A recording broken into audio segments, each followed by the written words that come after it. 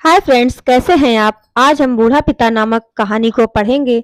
चलो चलते हैं अपनी कहानी की ओर। एक वृद्ध व्यक्ति अपने बहू बेटे के यहाँ शहर रहने गया। उम्र के इस पड़ाव पर वह अत्यंत कमजोर हो चुका था। उसके हाथ कांपते थे और दिखाई भी कम देता था। वो एक छोटे से घर में रहते थे। पूरा परिवार और उसका 4 वर्षीय पोता एक साथ डिनर टेबल पर खाना खाते थे।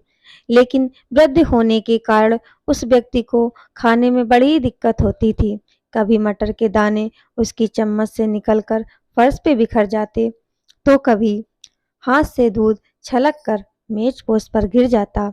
बहू बेटे एक दो दिन ये सब सहन करते रहे, पर अब उन्हें अपने पिता की इस काम से चिढ़ होने लगी। हमें इनका कुछ करना पड़ेगा, लड़के ने कहा।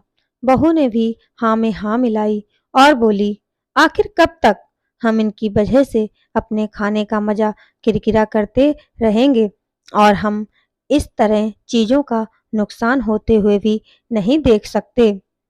अगले दिन जब खाने का वक्त हुआ तो बेटे ने एक पुरानी मेज को कमरे के कोने में लगा दिया।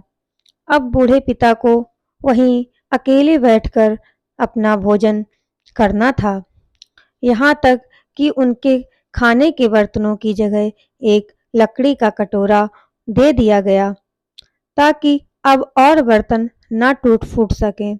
बाकी लोग पहले की तरह ही आराम से बैठकर खाते, और जब कभी कभार उस बुजुर्ग की तरफ देखते तो उनकी आंखों में आंसू थे। यह देखकर भी बहू बेटे का मन नहीं पिघलता।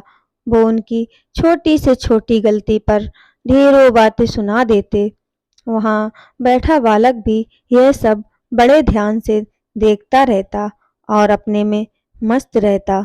एक रात खाने से पहले उस छोटे बालक को उसके माता पिता ने जमीन पर बैठकर कुछ करते हुए देखा। तुम क्या बना रहे हो? पिता ने पूछा। बच्चे ने बड़ी मासूमियत के साथ उत्तर दिया, अरे मैं तो आप लोगों के लिए एक लकड़ी का कटोरा बना रहा हूँ, ताकि जब मैं बड़ा हो जाऊं तो आप लोग इसमें खा सकें। और वह पुनः अपने काम में लग गया। पर इस बात का उसके माता पिता पर बहुत गहरा असर हुआ।